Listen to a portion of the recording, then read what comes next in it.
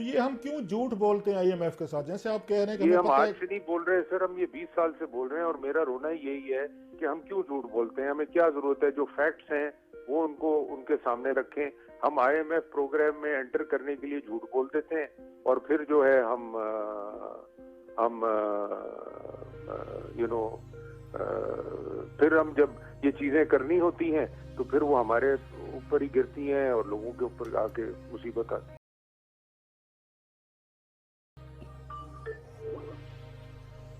जी, मुझे आप रिपीट करेंगी दोबारा प्लीज? माशी हालात को किस तरह से देख रहे हैं सलीम साहब? देखें जी, अभी तो इस वक्त जो है ना सबसे बड़ा चैलेंज गवर्नमेंट को कि हमें आईएमएफ के प्रोग्राम में दोबारा जाने की जरूरत है। तो जब तक हम उस प्रोग्राम में नहीं जाएंगे और जो उसकी कंडीशंस हैं वो मीट नहीं करेंगे, तब तक स्टेबिलिटी लाना बहुत मुश्किल है। अच्छा सर, वो तो आपकी बात ठीक है, लोग लेकिन आम आदमी अब इन चीज़ों को समझता नहीं है। जो उसकी भी अपनी तक ठीक है, लिमिटेड उसकी आमदनी है, उसकी मजदूर है, उसमें ये सैलरीड क्लास है।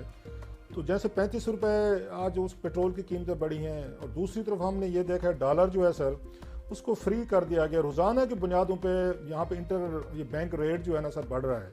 तो अब समझते हैं कि ये तमाम स्टेप्स जो हैं वो लिए जा रहे हैं, डॉलर को आके इस तरह आके ओपन कर देना, फ्री कर देना, पेट्रोल की कीमतें बढ़ाना, तो इससे आईएमएफ इससे मुतमिन हो जाएगी सर? मसला ये है रऊफ साहब, देखें आईएमएफ की प्रोग्राम की कंडीशंस होती हैं और अगर आप वो मीट ना करें तो आपको पता है प्रोग्राम सस्पेंड हो जाता है। तो कुछ प्री कंडीशंस होती हैं, कुछ पोस्ट कंडीशंस होती हैं।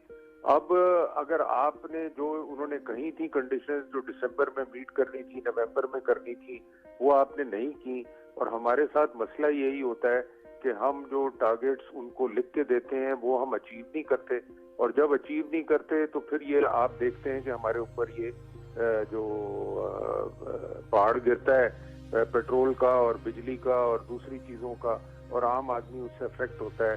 तो this is basically the problem. तो ये हम क्यों झूठ बोलते हैं आईएमएफ के साथ? जैसे आप कह रहे हैं कि ये हमें हम पता आज है। से नहीं बोल रहे सर, हम ये 20 साल से बोल रहे हैं और मेरा रोना ही यही है कि हम क्यों झूठ बोलते हैं। हमें क्या जरूरत है, जो फैक्ट्स हैं वो उनको उनके सामने रखें। हम आईएमएफ प्रोग्राम में एंटर करने के लिए झूठ बोल देते हैं और फिर जो है हम यू नो फिर हम जब ये चीजें करनी होती हैं तो फिर वो हमारे ऊपर ही गिरती हैं और लोगों के ऊपर आके मुसीबत आती है। सर आपको याद होगा इसहाक डार साहब पे ये इल्ज़ाम लगता था कि इनको जब शौकत अजीज साहब आए थे तो उस वक्त इंकशाफ हुआ था कि डार साहब ने ये फिगर फजिंग करके आईएमएफ को गलत किस्म के उन्होंने फिगर दिए थे, जिस पे कुछ $60 मिलियन के करीब हमें जुर्माना हुआ था।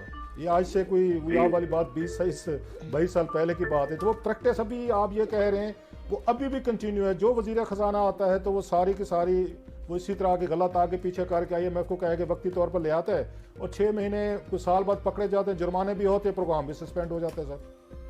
जी बिल्कुल यही बात है क्लासर साहब, और मैं हमेशा यही फाइनेंस मिनिस्ट्री में भी यही कहा करता था कि हमें झूठ बोलने की क्या जरूरत है। जो रियलिटी है टारगेट्स इसलिए दें।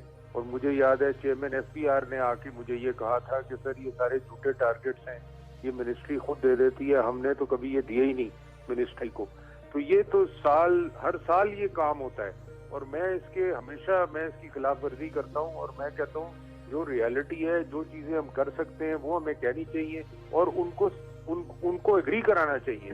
वो हम करते नहीं है, जो वो कहते हैं उसको हम जल्दी, एक तो हर दफा इतनी जल्दी होती है प्रोग्राम में जाने को, क्योंकि पिछला जो है उसने या तो डिस्टर्ब किया होता है प्रोग्राम को या उसको फॉलो नहीं किया होता। तो हर दफा ये डिलेमा रहता है आईएमएफ के साथ। अच्छा सर, हम ये उस पर बड़े मुतमिन थे, बड़े खुश भी थे। लास्ट टाइम आपसे भी बात हुई कि शायद अभी डोनर्स कॉन्फ्रेंस हुई थी उस पर, जिसमें $8-10 अरब की कमिटमेंट की गई थी। फिर सऊदी अरेबिया गए थे, अभी आर्मी चीफ भी गए, प्राइम मिनिस्टर भी गए, वहाँ से भी बड़े हमें उम्मीदें थी। यूएई गए, उन्होंने कहा जी $1 बिलियन दे दे। तो वी वर एक्सपेक्टिंग कि यहाँ पे ये जो डॉलर कुछ स्टेबलाइज होगा, नीचे आएगा, कोई थोड़ी सी कोई बात बनेगी। ये तो बात बनने की बजाय $8-10 अरब की कमिटमेंट, सऊदीज हेल्प, यूएई, वो तो एक साइड पर रह गए। ये तो डॉलर कहाँ का कहाँ चला गया? What went wrong sir? ये तो रुकना चाहिए था कहीं पे इसको। सर वो बेसिकली मुझे जो लगता है वो गवर्नमेंट को ये उम्मीद थी कि आईएमएफ के प्रोग्राम से पहले हमें सपोर्ट मिल जाएगी। बट वो जितने भी डोनर हैं उन्होंने सब ने यही प्री कंडीशन दी कि जी पहले आप प्रोग्राम में जाएं, उसके बाद हम जो सपोर्ट देनी है हम देने के लिए तैयार हैं। तो ये इनसे एक आप ये समझ लें कि मिसकैलकुलेशन हुई। प्रोग्राम में पहले चले जाना चाहिए था हमें दिसंबर में, और जनवरी भी हमने पूरा गुजार दिया इसी चक्कर में।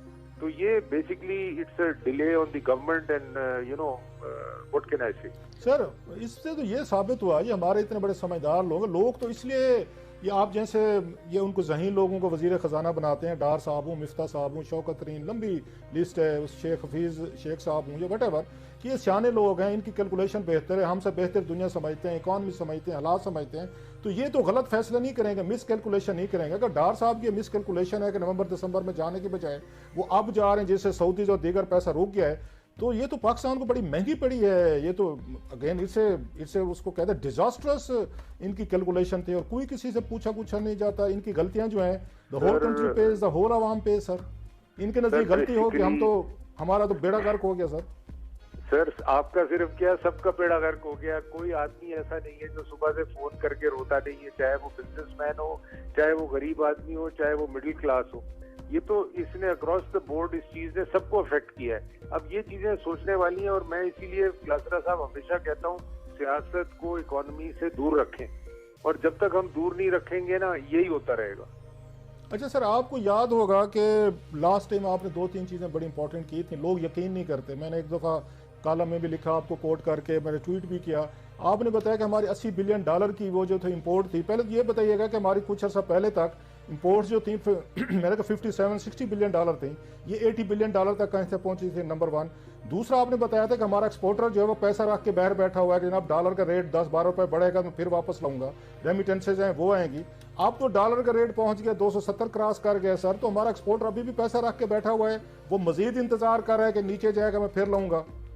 नहीं, अभी तो काफी एक्सपोर्टर ने जो पैसे अब रोकने पे वो उन्होंने कंट्रोल डाल दिया था कि 120 दिन से ज्यादा अब एक्सपोर्टर पैसा नहीं रख सकते जी। तो वो तो रिड्यूस कर दिया था 180 दिन से 120 दिन को। तो वो तो करेक्शन की थी एक हमने, उससे काफी एक्सपोर्टर्स के पैसे आए भी थे, और जो रुके हुए थे पैसे वो भी आ गए थे। मगर मसला ये है ना कि जब तक आप इम्पोर्ट कम नहीं करेंगे, ये मेजर्स आप जितने भी लें ये उसको कवर नहीं करेंगे। 20 साल से हमारी 10-15 बिलियन डॉलर ज्यादा इंपोर्ट होती है एक्सपोर्ट से, तो वो 10 आप हिसाब लगा लें, 10 साल में वो $100 बिलियन तो यही हो गया। 10 साल में 150 बिलियन डॉलर आपने ज्यादा खर्च कर दिया, तो ये आएगा कहाँ से? ये रुपए तो है नहीं, ये तो डॉलर है। तो आपको ये चीजें हमें मतलब काफी सालों से ये मसले चल रहे हैं, मगर कोई इस पे अच्छा सर, आपने लास्ट टाइम बताया था, आपने लास्ट टाइम मांडवाला साहब बताया था कि हमारी ऑयल और गैस की जो इंपोर्ट है जो दुनिया से हम खरीद रहे हैं, मतलब टोटल हमारी इनकम जो है वो $30 बिलियन, उसमें रेमिटेंसेस डाल दें 31-32 अरब डॉलर, उसमें हमारे एक्सपोर्ट डाल दें 60-62 अरब डॉलर हमारी टोटल हमारी इनकम है मिला के, तो इस पे $50 अरब का हम तेल और गैस खरीद रहे हैं दुनिया से। सर वो तो खुद बताया आपको, 33% से ज्यादा, 33 बिलियन से ज्यादा हम एनर्जी पे खर्च कर रहे हैं। तो अब आप इमेजिन करें 70 बिलियन में से 33 बिलियन जो है वो एनर्जी के ऊपर जा रहा है। जी। अच्छा मांडवाला साहब, आपने 2 बड़ी अहम बातें की। आपने कहा कि हम IMF से जो है वो हकायक छुपाते हैं और फिर उसके बाद हम इस ट्रबल में आते हैं। हमने ये देखा कि लोगों से भी हकायक छुपाए जाते हैं। ये गवर्नमेंट में आने का जब शौक होता है पॉलिटिकल पार्टीज को, तो उनके पास कोई फर्म स्ट्रैटेजीज नहीं होती, प्लान्स नहीं होते, फिर क्यों गवर्नमेंट में आते हैं? अगर उन्होंने वही काम करना होता है, हमने देखा पिछली गवर्नमेंट में भी जो इस तरह के मामलात हैं उन पर तजर्बात होते रहे, अभी भी तजर्बात हो रहे हैं, और मिस कैलकुलेशन और गलतियों की सूरत में ज़्यादा लोगों को भुगतना पड़ रहा है। तो कोई अगर स्ट्रैटेजी नहीं है तो फिर क्या कर रही है गवर्नमेंट? और इस वक्त तो 13 जमातें जो हैं वो मामलात चला रही हैं। देखें, इकोनॉमी जो है ना वो आपके सियासी डिसीजंस के लिए वेट नहीं करती। Economic decisions are required to be taken on time. If you don't take decisions on time and you connect them to your political ambitions, कभी भी ये आपकी इकोनॉमी सही नहीं होगी। या आप इसी तरह रिगमरोल में रहते रहेंगे। हर गवर्नमेंट यही कोशिश करती है। खान साहब ने 500 बिलियन का डेफिसिट छोड़ दिया, ऑयल प्राइसेस इंक्रीज नहीं होने दी कि जी मैं ये नहीं करूंगा, मैं तो जा रहा हूँ। तो हिट पाकिस्तान को लगता है ना, किसी पार्टी को नहीं लगता, आम आदमी को लगता है इवेंचुअली। तो ये चीजें हमें इसको रियलाइज करना चाहिए और वंस अगेन मैं तो यही कहूंगा कि इकोनॉमी को सियासत से जितना दूर रख सकते हैं रखें। अच्छा सर, आजकल आप देख रहे हो कि मिफ्ता इस्माइल साहब और इसाक डार साहब की लड़ाई कम होने में नहीं आ रही। डार साहब थोड़े से पीछे हटे हैं तो मिफ्ता साहब ने अब उन्होंने चार्ज करना शुरू कर दिया, टीवी शोज पे अच्छी खासी तनकीद भी कर रहे हैं। आप खुद फाइनेंस मिनिस्टर रहे हैं सर, आपको क्या लगता है कि मिफ्ता साहब का मॉडल ठीक था या डार साहब वाला मॉडल ठीक है सर?